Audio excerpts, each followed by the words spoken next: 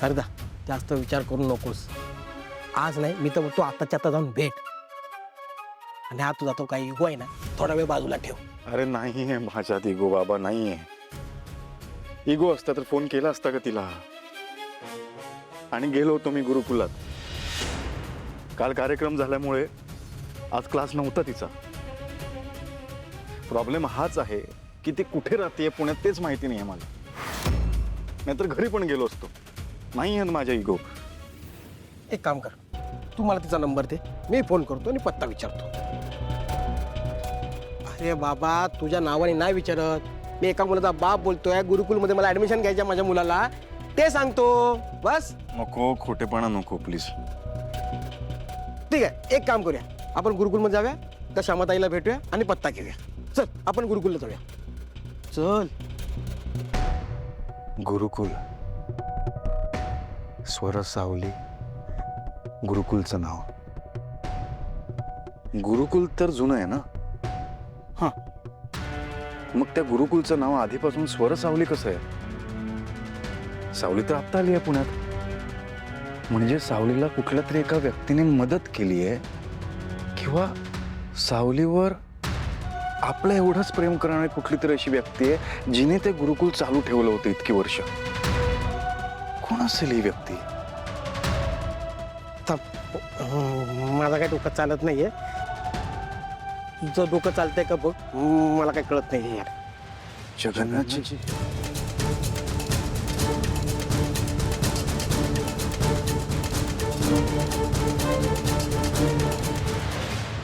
हा निघालो. हा आता पोचीन. चल मोनिका, मी निघतो. हा अरे पण काय, कुठे चाललायस? गुरुकुलच्या जागेवर जाऊन येतो. का? का म्हणजे मी तुला प्रॉमिस दिलंय, ती जागा आपली होणार. सांगितलं नाही का तुला मी? डाव्या हाताचा खेळ आहे माझ्या. आजच्या आज तुला रिझल्ट मिळते. राजकुमार आता गुरुकुलात गेला आणि त्याला तिकडे चुकून सुद्धा सावली दिसली तर माझा सगळा प्लॅन फिसकटेल. चल निघतो. हा नाही, थांब एक मिनिट. काय काय पेढायस की काय? आईंनी त्या ठिकाणी अजिबात पाऊल ठेवायचं नाही असं स्ट्रिक्टली सांगितलंय, तरी पण का चाललायस तू तिकडे? अरे बापरे, माझ्या आईचं कधीपासून ऐकायला लागलीस तू? हा उगीच काहीतरी बोल. ओ ग बाळा, काय झालं? बस. मम्मा ते ओवी सोबत मला अजिबात नाही खेळायचं. तिला आत्ताच्या आत्ता पनिशमेंट दे.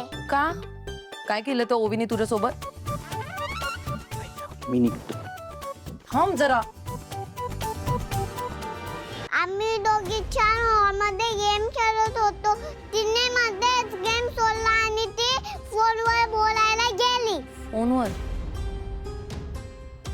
पण सारंगचा फोन तर, सारंग तर नाहीये ना घरात. मग कोणाच्या फोनवर बोलत होती बाबू ती? हा, आणि कोणाशी बोलत होती? तिच्या बेस्ट फ्रेंडशी, अमृता काकूच्या फोनवर बोलत होती.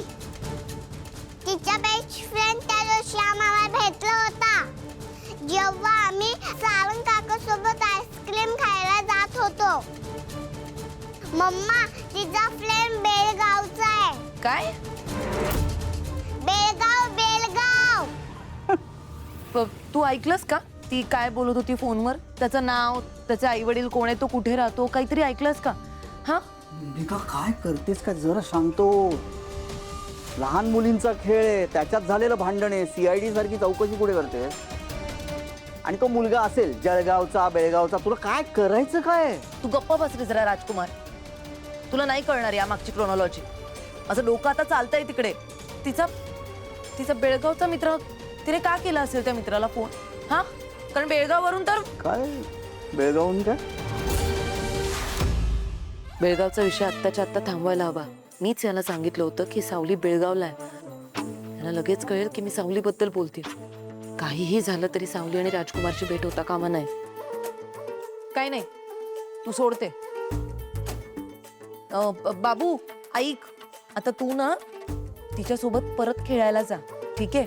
आणि यावेळेस तू बोलवल्यानंतर जर ओवी खेळायला नाही आली तर फक्त मला सांग. मग मी तिला अशी पनिशमेंट देईन ना की ती आयुष्यात कोणाच्या फोनला हात पण नाही लावणार. ओके?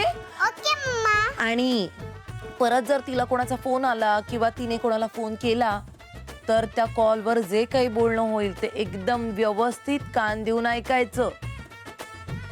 तो मुलगा कोण आहे, त्याचं नाव काय आहे, तो कुठे राहतो, त्याच्या आईवडिलांचं नाव काय, हे काय बोलतायत, हे सगळं, त्यांचं काही वेगळं प्लॅनिंग आहे का, हे सगळं मला कळलं पाहिजे. हा नाही, कारण काय आहे, आजकाल ना बाबू बाहेर अशा माणसांची टोळी असते जे लहान मुलांना पळवून घेऊन जातात. असं आपल्या ओवी सोबत नको ना व्हायला. हा आपल्याला कळलं पाहिजे ती कोणासोबत बोलते, काय करते, म्हणून मला सगळं येऊन सांगायचं. हा बाबू, सांगशील ना? हो मम्मा. ओ माझं गोड बॉय, गुड गर्ल. जा आता. Bye bye. नाही बाबू, नीट ऐक सगळं. जन्म दाखला पण मागव त्या मुलाचा. काय चाललंय? त्या लहान मेंदूवर एवढा का ताण देतेस? तुझं पॉलिटिक्स आहे, तुझ्याकडे ठेव ना. चल, एनिवे तुझ्याशी बोलण्यात काय अर्थ नाही. एक मिनिट थांब. राजकुमार, तू का जातोय तुझ्या आईच्या अगेन्स्ट? हा, आईच्या विरोधात गेल्यावर त्या काय करतील माहितीये ना? या संपूर्ण प्रॉपर्टीतून, कंपनीतून आपल्याला बेदखल करून टाकतील. तुला चालेल हे सगळं झालेलं, पण मला नाही चालणार. त्यामुळे प्लीज असलं काही करू नकोस बाबा. जे काही थोडंफार आहे ना आपल्याकडे ते पण जाईल हातातून.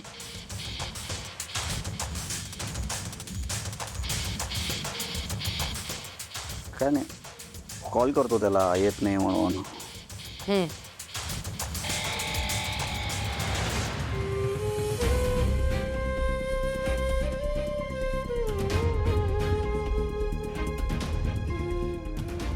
बाबा, हो. बाबा अभिरला समजावून सांगा ना प्लीज. मी त्या मनस्थितीत नाहीये हो. तो खूप चिडलाय माझ्यावर. आताही आवरला माझ्याशी न बोलता थेट निघून गेला बाहेर. त्याला राग येणं साहजिक आहे साऊ. आता काल जे काही घडलं त्यानंतर त्यांनी तुला इतके प्रश्न विचारले, तू एका तरी प्रश्नाचं उत्तर दिलं का? नाही ना. मग अगं त्याला कसं कळणार काय चाललंय ते? प्रश्नाची उत्तर दिले नाहीत म्हणजे काय उत्तर देऊ मी त्याला? जी उत्तरं माझ्याकडेच नाहीयेत, मी त्याला काय बोलू बाबा? ते जेव्हा माझ्या समोर आले ना तेव्हा मला काहीच समजलं नाही. मी त्याच विचारात होते आणि ह्याचे सतत प्रश्न चालू होते. ज्या गोष्टींना विसरून मी आयुष्यात पुढे निघून गेले त्या गोष्टींना माझ्या आयुष्यात पुन्हा जागा नाहीये.